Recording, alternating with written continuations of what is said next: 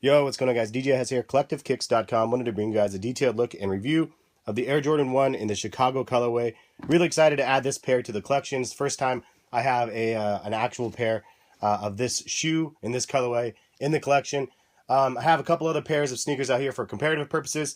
Going to go over a little bit of the history of the shoe, hopefully. And then at the end of the video, there'll be an on-foot section for those interested in that. But more importantly, I really want to compare the quality to the Band 1s. With the remastered look of these, it's supposed to be a better quality, so I definitely want to show you guys up close. It is definitely better than we've seen in the past. The quality is actually quite nice. I don't think it's band quality yet, but still really nice. Wanted to show you guys a little of the history before we get started. And I'm not the expert on this. You guys, there's a lot of you guys out there that know a lot more than myself. So weigh in the comment sections. Don't chastise me for not knowing something or saying something incorrectly. Just weigh in the comment sections and let people know. Anyway, this is a Soul Collector. This was issue February. This is 22, February 2008. And shout out to Jumpman Bosick for pointing me in this direction. I think Soul Collector actually has these for sale on their site. So check them out if you're interested in finding this magazine. But basically, it goes through all the Jordans. And this is the Air Jordan 1. And you can see the different models that they actually released in 85. And it's kind of shocking that 85, 86, they released a ton of different colorways. But the ones that we most notably know are the bread colorway, the Chicagos, and the Royals. And then they have the black toes. But they also have a white and gray colorway and Carolina colorway.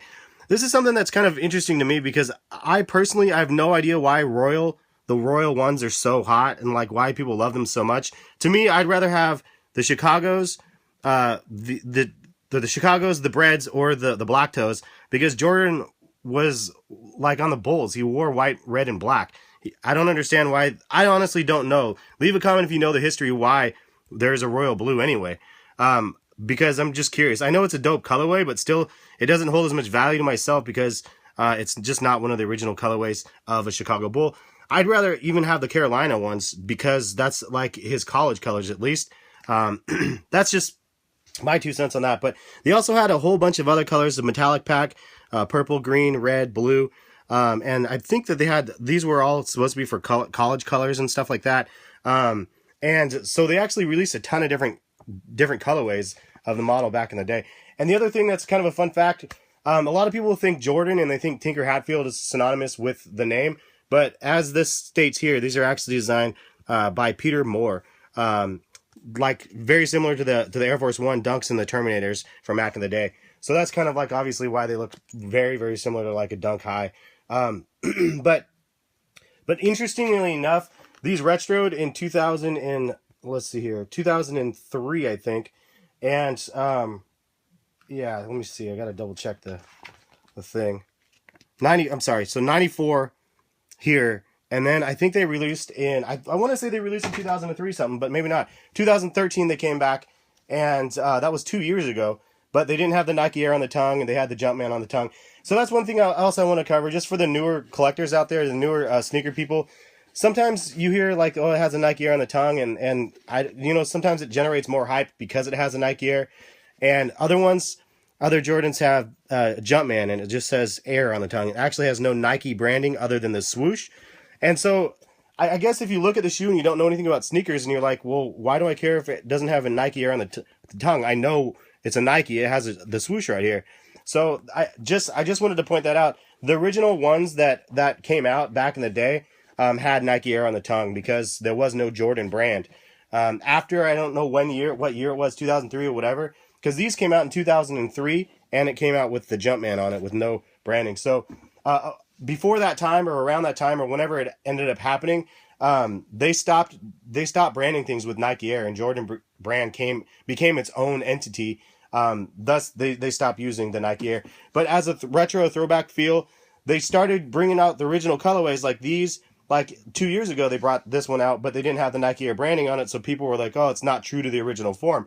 So in my opinion, Jordan Brand's really taken that and go, okay, like if this is what they want, then this is what they're going to get. And this is a prime example of Jordan Brand, like potentially taking the feedback from a 2013 release and hearing that they wanted the original branding and not only the original branding, they didn't lace the shoes up. They left them the way that the original ones came. I never had an original pair, but I've been hearing that they came not laced like this. So I like the fact that they listened and actually had them come unlaced and also with the Nike Air branding on the tongue. So I thought that was kind of cool. Also, the tongue is nylon. I believe the 2013 version has a leather tongue. So that was kind of a nice little change of pace that they actually went back to the nylon tongue. Now, the leather quality is actually really nice as well. As you can see, it's pretty cush, like you could see right here. Like, I mean, these is going to crease more than you guys are going to want probably, but I don't even care about that stuff. I care about the quality of the materials. And the materials you can see is not as stiff as it has, as I've been calling it, the McDonald's leather in the past. And in fact, you could see a little bit of the creasing right there. But I'm okay with that. I think that's a good look. It just means that it's just like, I guess it feels like more like real leather instead of ultra manufactured. Look at the bands comparison though, and you can see the bands leather. Not as forgiving, but definitely like really, really nice. And this is a shot right here, probably worth seeing, is the backs of the materials. So the band looks a little bit softer honestly than this one, but the other thing to note is the height. The bands are way lower. The Chicago's, it feels like they took the high top of the Chicago's and raised it a little bit, as you can see here. This is another high version that we recently had, and you can see again now the leather quality of comparison on these two. It looks fairly similar, but you could see this is like a lot more malleable than this. So that's one thing to note on that. I don't know. All in all, I'm impressed. When I see these in person, I'm like, the quality on these is actually really quite nice.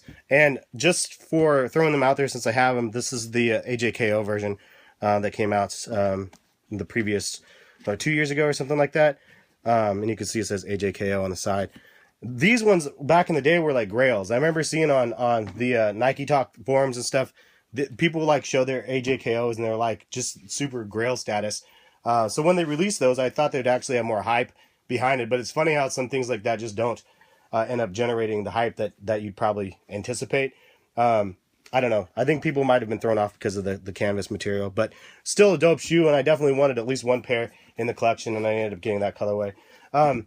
And then, yeah, that's pretty much it. I just wanted to show you guys these kind of up close and get your guys' feedback. What do you guys think about the model? I know there was a lot of hype about this model in particular, and I was actually surprised to see as much hype considering they just dropped 2 years ago, but it seems that people didn't like the ones that dropped 2 years ago, or they like the fact that this is more like true to form of the original colorways. And for me, just as a Chicago Bulls fan, from a Jordan fan, definitely, obviously, having one of the original colorways in kind of original form is dope to me. And I have the band ones, and I have these ones. And the black toes I'd probably want the black toes before, like a remastered black toe would be dope. I'd rather have that than a royal. And that's just me personally, because the royal colorway doesn't do anything for me. But I mean, don't get me wrong. If I could get a royal, I definitely want one. It's just, if you think about a comparison, if I'd rather have this one or that one, I'd rather have the Chicago colorways. Because really that's what started my whole collection, was wanting Chicago colorways of like every Jordan model, at least 1 through 23 at the time. And it's still something that needs to happen. I don't have every colorway like of just Jordan colorways. But long enough video. I'll go ahead and throw on the on-foot section right here. Anyways, leave a comment in the comment section. Let us know why you guys think that these shoes were so hyped up. Just curious, because I honestly didn't anticipate them being this hyped up. I'm looking forward to the shattered backboards quite a bit as well. I have a feeling those ones are going to, like, this hype on this one's going to increase the hype on those ones, and I have a feeling those ones are going to be more limited than these ones. But I'm surprised, because the Hair 7s were super hyped up, and they sold out, don't get me wrong, but they also made a lot more of those. The resale on the Hair 7s, I'm assuming not near as high as what the Chicago ones are going to be. Also, Nike store halting the release, like for the time being, because of the bots and stuff. Like that was kind of a shocker. Kind of a good move, though. I'm curious to see what Nike store is going to be doing to rectify this, because this is one release. Every weekend there's more releases. So what, are they going to stop every release until they figure it out? Rumored release on these is like 3 months down the road now. So anyway, excited to have them in my collection. Thank you to my buddy that looked out for me on the pair. I do appreciate it. And yeah, dudes, have a good rest of the day, and we'll catch you guys for some more videos soon. Peace, guys.